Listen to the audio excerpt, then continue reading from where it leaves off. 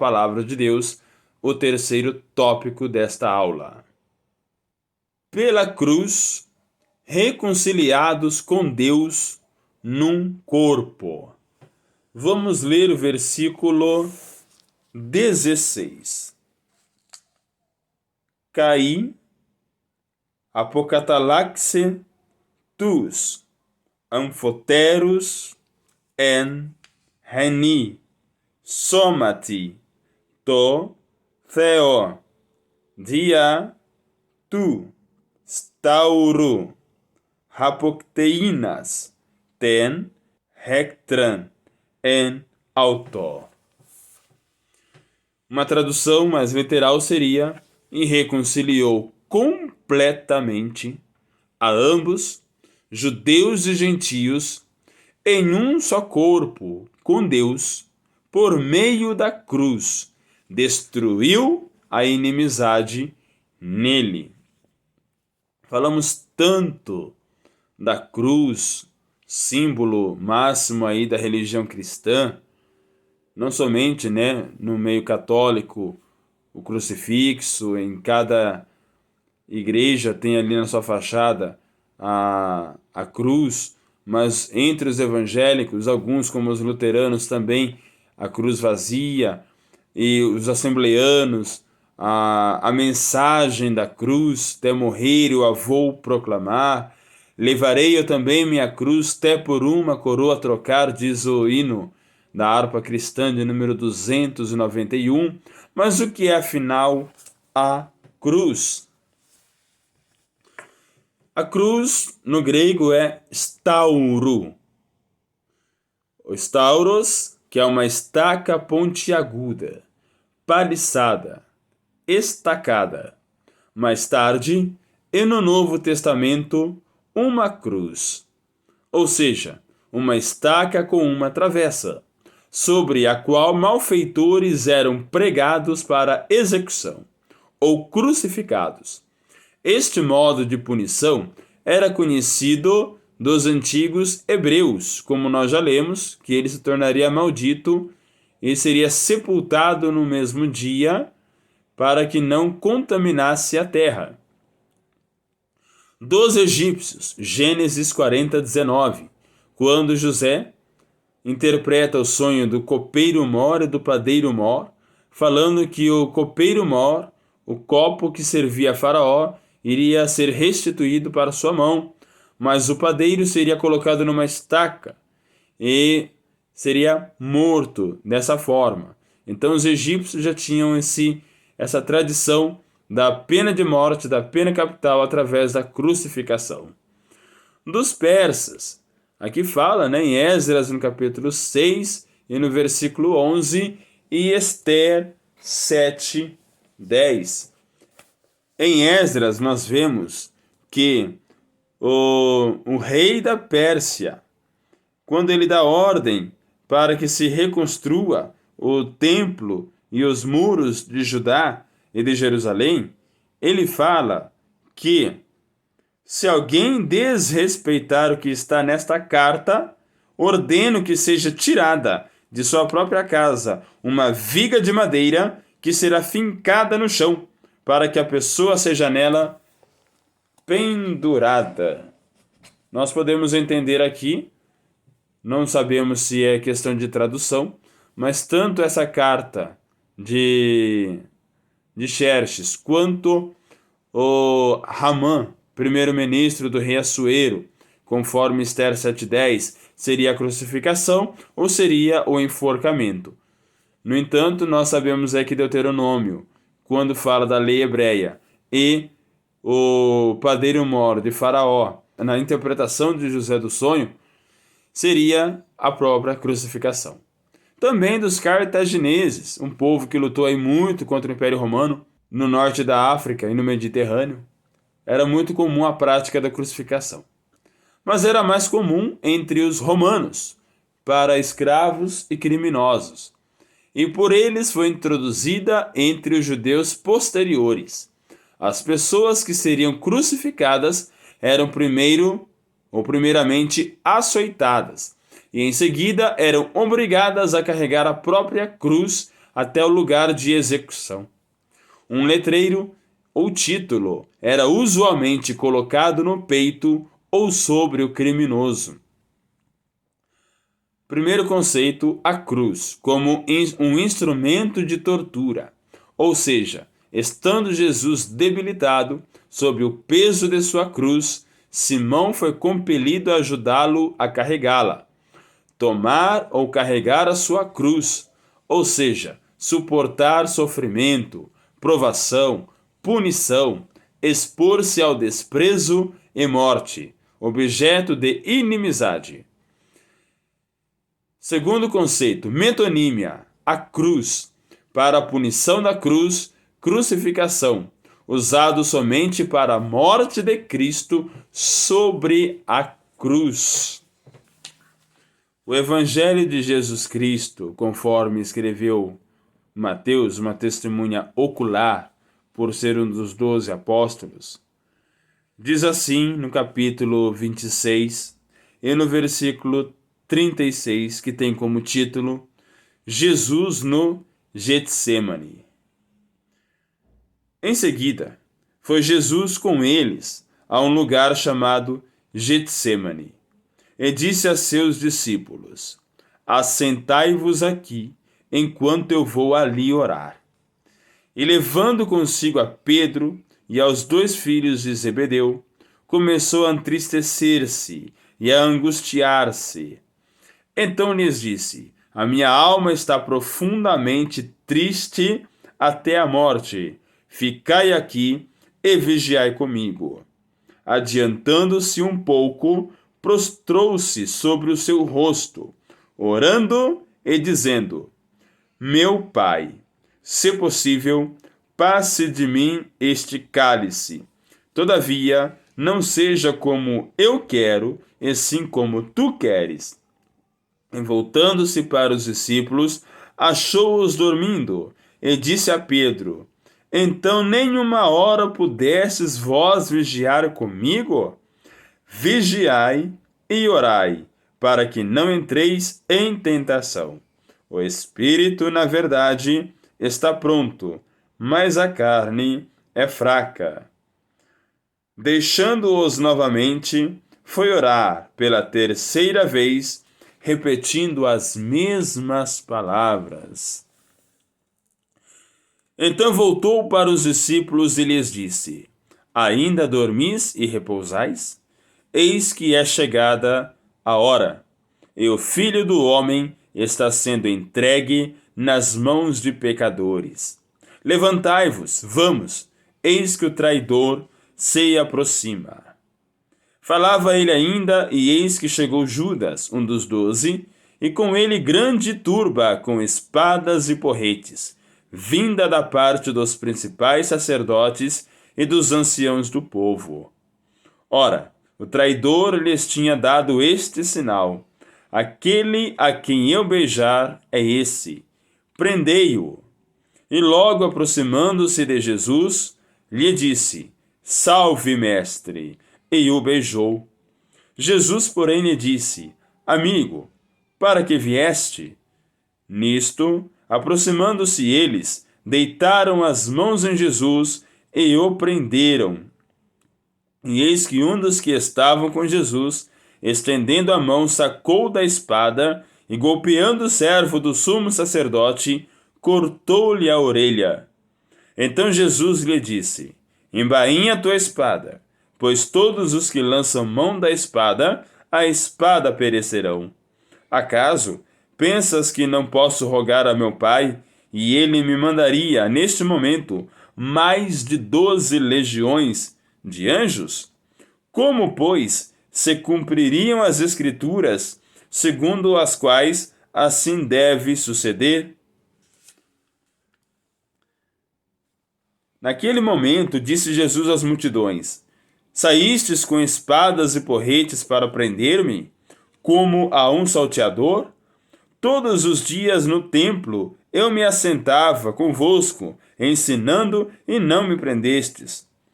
Tudo isto, porém, aconteceu, para que se cumprissem as Escrituras dos profetas.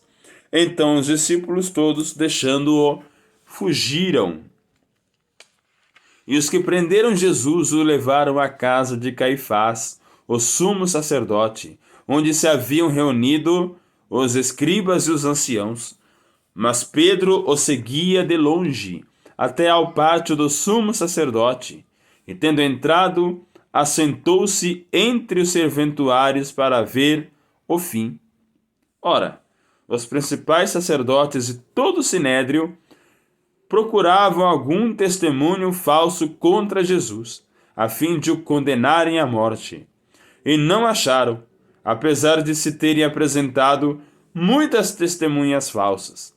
Mas afinal compareceram duas, afirmando: Este disse: Posso destruir o santuário de Deus e reedificá-lo em 3 dias. E levantando-se o sumo sacerdote, perguntou a Jesus: Nada respondes ao que estes depõem contra ti? Jesus, porém, guardou silêncio. E o sumo sacerdote lhe disse: Eu te conjuro pelo Deus vivo, que nos digas se tu és o Cristo, o Filho de Deus. Respondeu-lhe Jesus: Tu o disseste. Entretanto, eu vos declaro que desde agora vereis o Filho do Homem assentado à direita do Deus Todo-Poderoso e vindo sobre as nuvens do céu. Então o sumo sacerdote rasgou as suas vestes, dizendo: Blasfemou! Que necessidade mais temos de testemunhas? Eis que ouvistes agora a blasfêmia. Que vos parece? Responderam eles: É réu de morte. Então uns cuspiram-lhe no rosto e lhe davam murros, e outros o esbofeteavam, dizendo: Profetiza-nos, ó Cristo, quem é que te bateu? Ao romper o dia, todos os principais sacerdotes e os anciãos do povo entraram em conselho contra Jesus para o matarem. E amarrando-o, levaram-no e o entregaram ao governador Pilatos. Jesus estava em pé ante o governador, e este o interrogou, dizendo: És tu o rei dos judeus? Respondeu-lhe Jesus: Tu o disseste. E sendo acusado pelos principais sacerdotes e pelos anciãos, nada respondeu. Então lhe perguntou Pilatos: Não ouves quantas acusações te fazem? Jesus não respondeu nenhuma palavra, vindo com isto admirar-se grandemente o governador. Ora, por ocasião da festa, costumava o governador soltar ao povo um dos presos, conforme eles quisessem. Naquela ocasião, tinham eles um preso muito conhecido chamado Barrabás. Estando, pois, o povo reunido, perguntou-lhe Pilatos: A quem quereis que eu vos solte? A Barrabás ou a Jesus, chamado Cristo? Porque sabia que por inveja o tinham entregado. De novo, perguntou-lhes o governador: Qual dos dois quereis que eu vos solte? Responderam eles: Barrabás. Replicou-lhes Pilatos: Que fareis então de Jesus, chamado Cristo? Seja crucificado. Responderam todos. Que mal fez ele? Perguntou Pilatos. Porém, cada vez clamavam mais: Seja crucificado. Então Pilatos lhe soltou Barrabás, e após haver açoitado a Jesus, entregou-o para ser crucificado. Logo a seguir, os soldados do governador, levando Jesus para o pretório, reuniram em torno dele toda a corte. Despojando-o das vestes, cobriram-no com um manto escarlate. Tecendo uma coroa de espinhos, puseram-lhe na cabeça, e na mão direita um caniço, e ajoelhando-se diante dele, o escarneciam, dizendo: Salve, Rei dos Judeus! E cuspindo nele, tomaram o caniço e davam-lhe com ele na cabeça.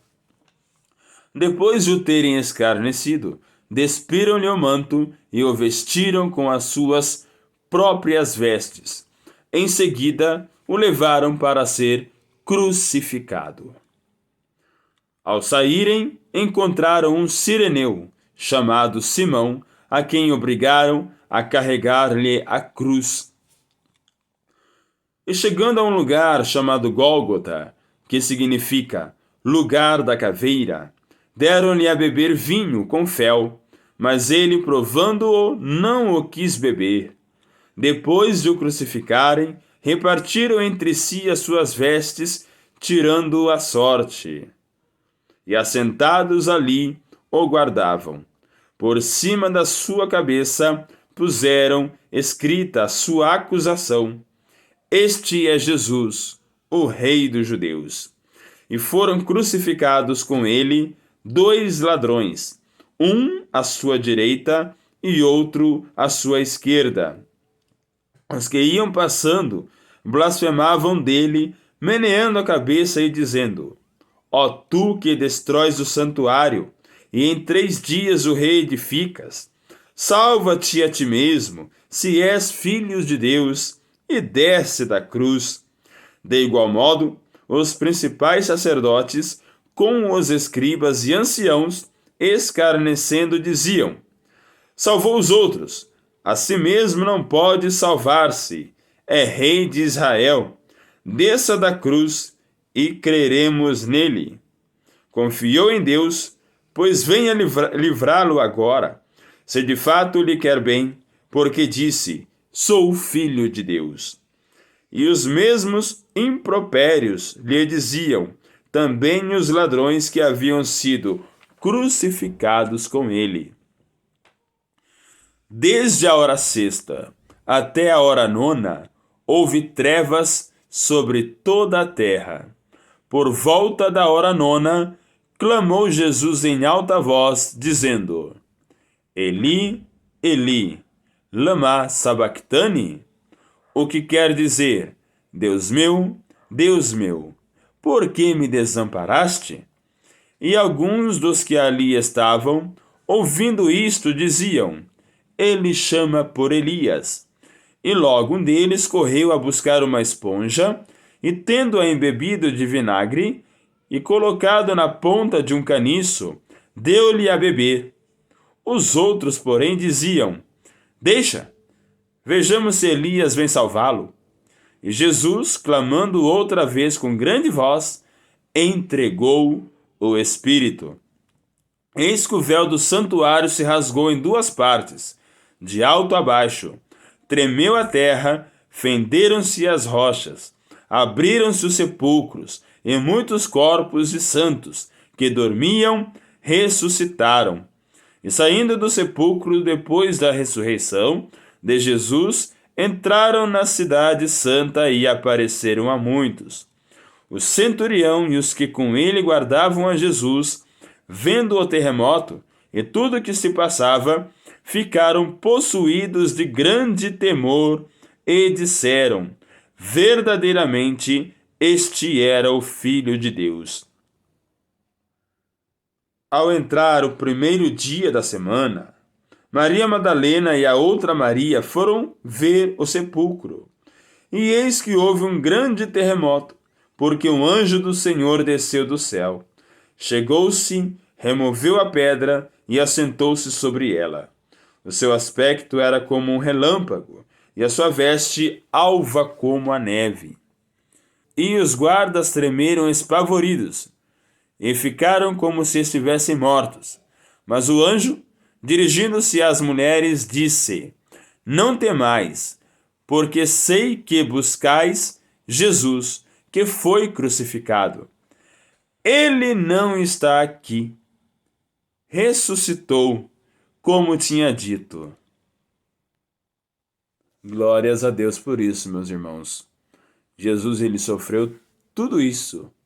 Morreu, foi sepultado, mas ao terceiro dia, ele ressuscitou. E está hoje assentado à destra de Deus Pai.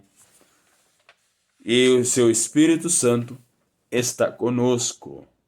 Amém? E por que Jesus teve que sofrer tudo isso?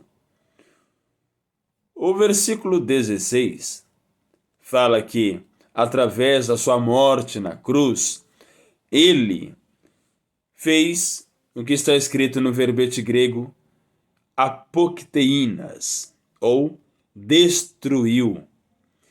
Apokteino significa eliminar matando, matar imediatamente, assim de pessoas, matar, assassinar.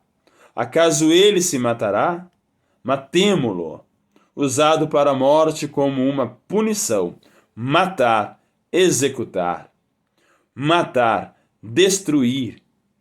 Vida, colocar sob sentença de morte eterna. Então, imediatamente com a sua morte, ele matou a morte eterna. E a partir do seu corpo e a partir do seu sangue, nós temos vida com Cristo. Uma vida em abundância.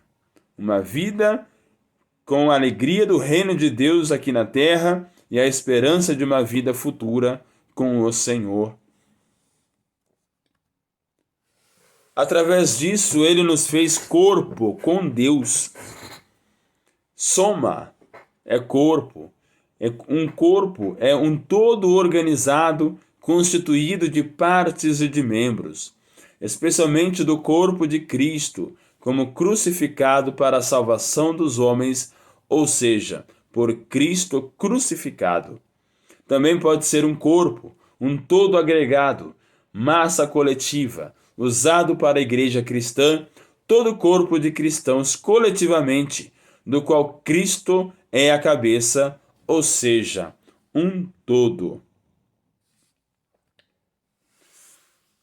Vamos ver o versículo 17.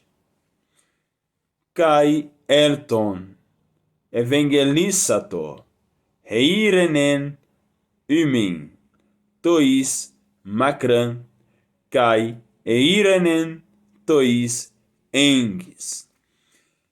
Ele mesmo, vindo, evangelizou a paz a vocês, aos de longe, e a paz aos de perto.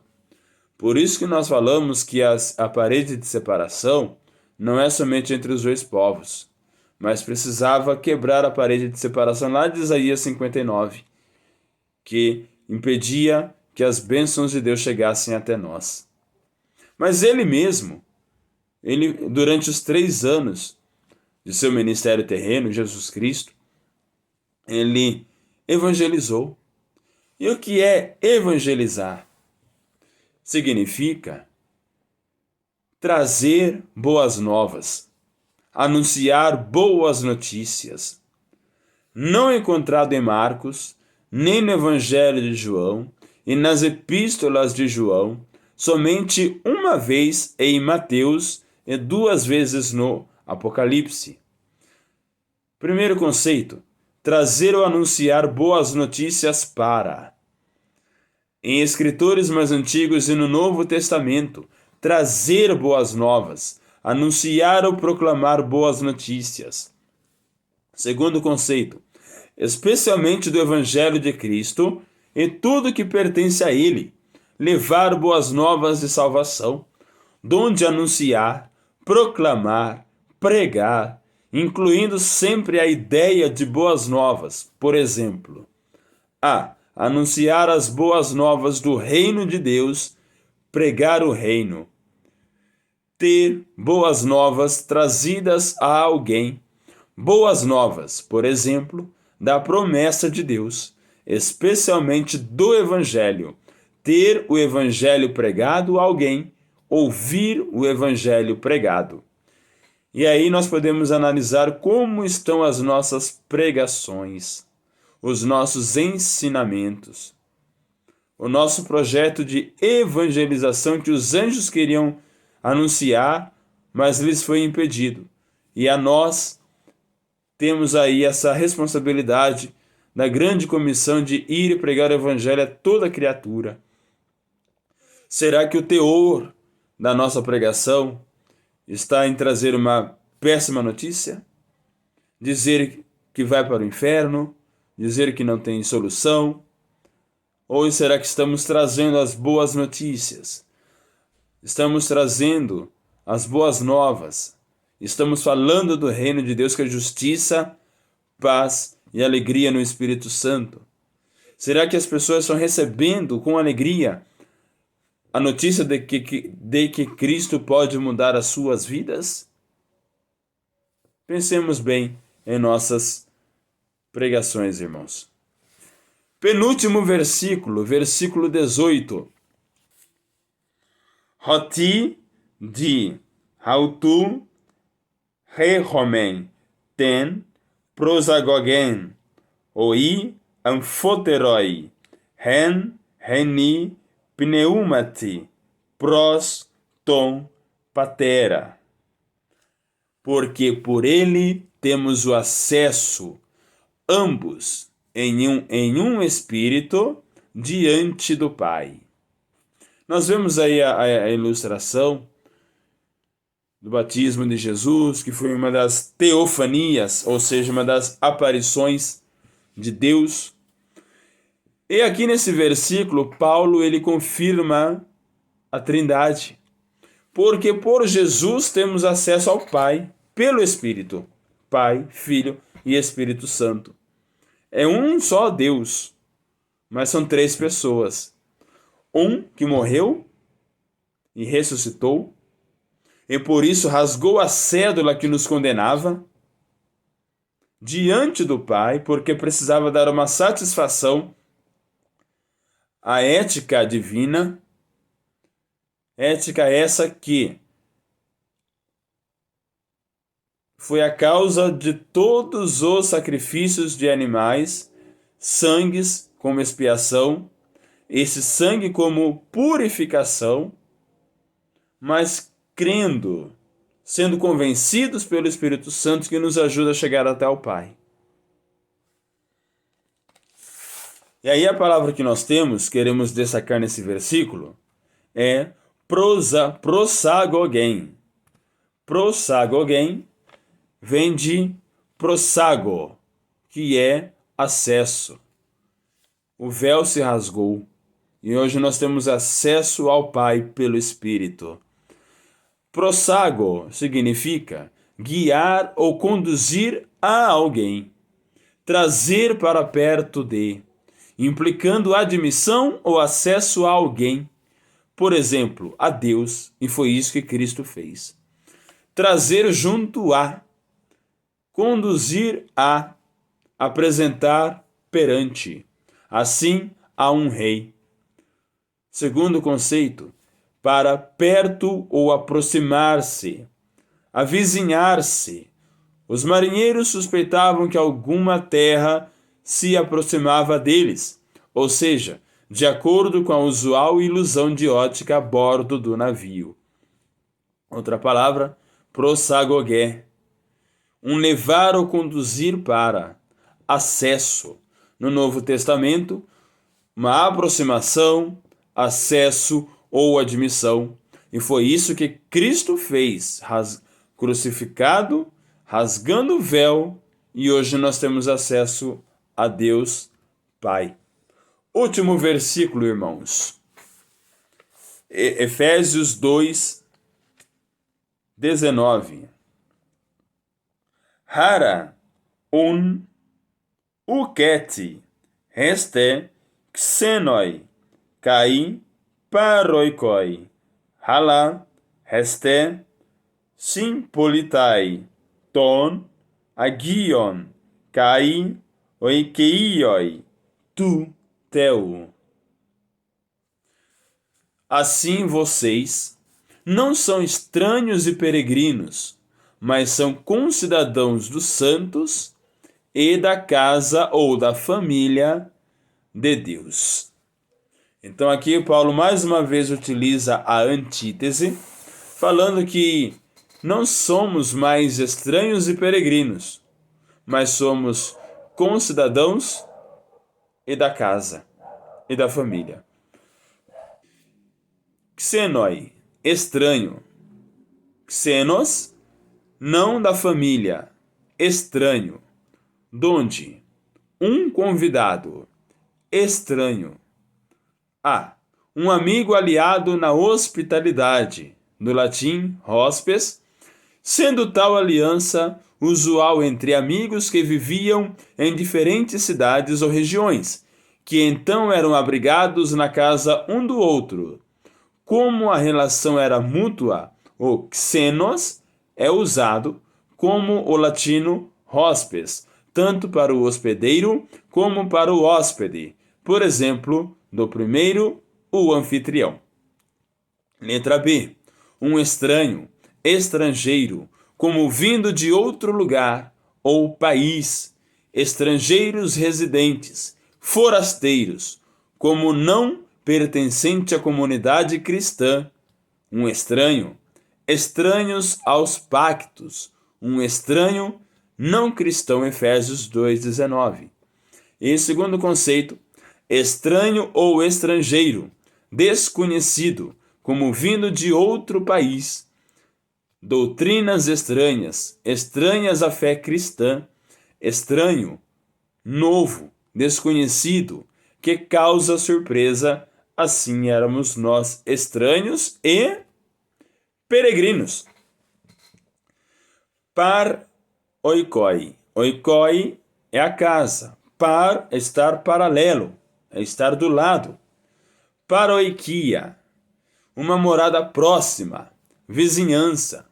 No Novo Testamento, uma peregrinação, residência numa terra estranha sem o direito de cidadania.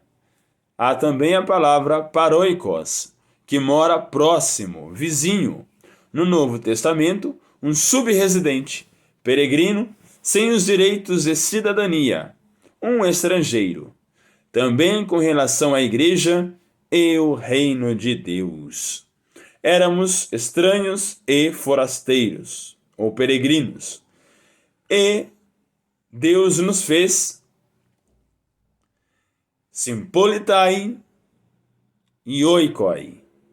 Sympolitai, concidadãos, lembrando aí a polis grega, aqueles que têm os direitos da cidade.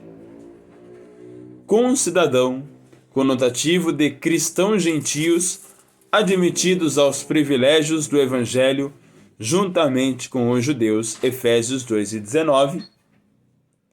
E oikoi, os da casa. Oikeo, morar, residir, habitar. Habitar do Espírito Santo nos cristãos, do pecado de ou de uma propensão pecaminosa habitando nos homens. Então a nossa casa pode ser uma casa de pecado, nosso corpo. Mas que sejamos a habitação do Espírito Santo de Deus.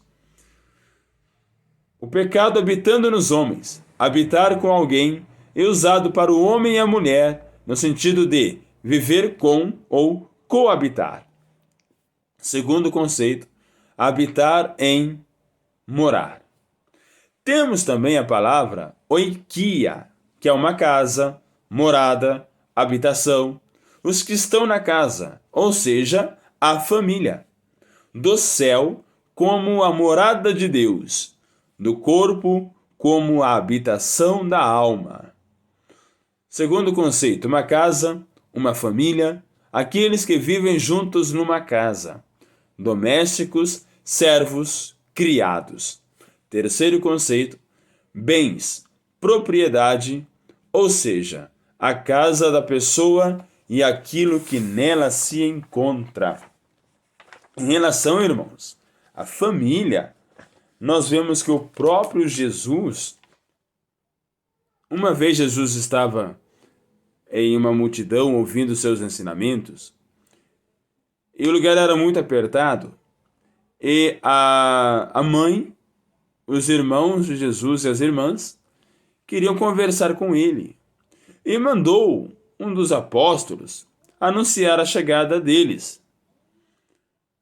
O discípulo chegou até Jesus e falou: a sua mãe, os seus irmãos e as suas irmãs querem lhe falar. E Jesus falou: a minha mãe, os meus irmãos e as minhas irmãs são aqueles que ouvem a minha voz e fazem a minha vontade. Então, quando nós ouvimos Jesus, cremos e fazemos a sua vontade, nós somos participantes da família de Deus. Quer você fazer parte da família de Deus? Quer você receber as bênçãos que Deus destinou em sua palavra? Quer você receber o convite de Cristo para ser uma nova criatura? Para ser santo? Nesse momento, estendemos esse convite para você. E queremos orar em favor da sua vida, que está aceitando a Jesus nesse momento. Eu quero orar em favor da sua vida. Querido Deus e Pai, Pai de nosso Senhor e Salvador Jesus Cristo, estamos aqui diante da Tua presença, Senhor, tendo explanado a Tua palavra, que mais uma vez fala, meu Deus, que éramos inimigos do povo judeu, desconhecíamos as promessas, mas que o Senhor, pela sua infinita misericórdia e pela grandeza do seu amor, permitiu que Jesus Cristo, seu Filho amado, unigênito, viesse à terra, experimentasse os nossos sofrimentos, fosse obediente até a morte de cruz, para reunir em si todas as coisas.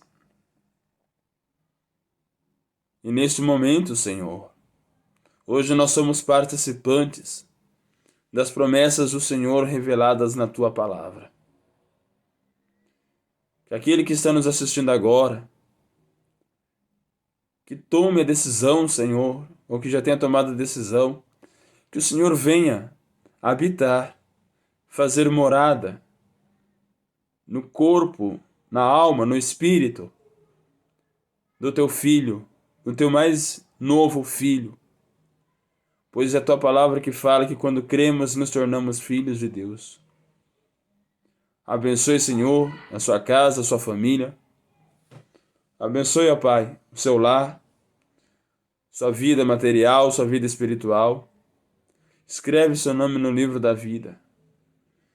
Dê, Senhor, a continuidade dos seus dias como dias vendo o reino de Deus. E todas essas bênçãos, ó Pai, cubram a vida dos seus filhos e de suas famílias. Em nome de Jesus, nós te agradecemos, desde agora e para todos sempre. Amém. Estenda sua mão para cá. Que o amor de Deus Pai, a graça e a paz de nosso Senhor e Salvador Jesus Cristo, e a mais doce e íntima comunhão e consolação do Espírito Santo de Deus, desde agora e para todos sempre, seja com a Igreja, em nome de Jesus. Amém. E glórias a Deus. Deus abençoe a todos.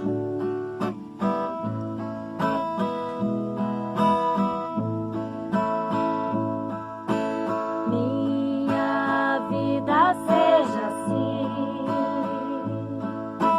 consagrado a Ti, Senhor. Possa sempre Tu por mim operar em Seu amor. A minha alma lava, Salvador, no Teu sangue puro carmesí. Minha vida toma para ser Senhor, Tua para sempre sim. Que meus pés somente vão onde os santos possam ir, numa eternidade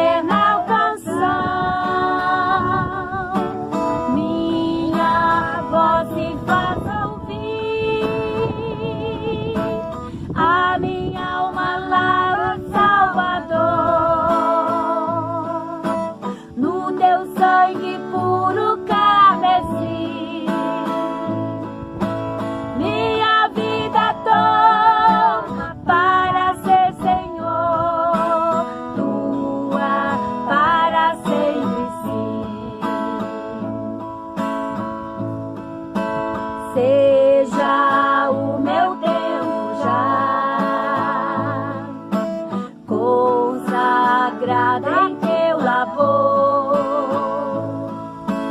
Que meus lábios, Jeová, falem só do teu amor. A minha alma lava, Salvador, no teu sangue puro carmesim. Minha vida toma para ser Senhor, tua para sempre sim. Toma, ó Deus, o meu querer, faz, ó teu, ó Salvador, hoje a vida no meu ser, enche-me do teu fervor. A minha alma lava, Salvador, no teu sangue puro carmesim. Minha vida toma para ser Senhor, tua para sempre sim. Oh, recebe-me, Senhor, quando venho me prostrar a teus pés, ó Salvador.